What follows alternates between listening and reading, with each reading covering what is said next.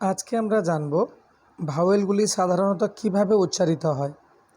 আমরা জানি ইংরেজিতে ভাওয়েল রয়েছে 5টি, এ, ই, আই, ও, ইউ। তাদের মধ্যে এর উচ্চারণ হয় সবসময় অ, এ আর আ। ইর ক্ষেত্রে আমরা দেখি সবসময় ইর উচ্চারণ এর মতোই হয়। আইর উচ্চারণ হস্যই আর আই। ওর উচ্চারণ ও এবং আ। ইউর উচ্চারণ হস্য এবং দীর্ঘ। তাছাড়া আ এবং ইউ। যেমন অর উচ্চারণ আমরা দেখি এর ক্ষেত্রে, যেমন কিছু কিছু উদাহরণ আমরা যদি পাই, অল, কল, ফল ইত্যাদি।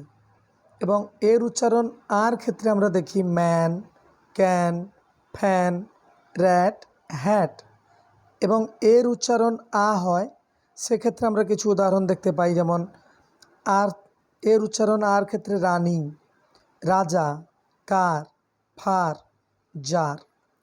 তাছাড়া ইর উচ্চারণ এর মতো হলে বেগ, পেট, লেগ ইত্যাদি।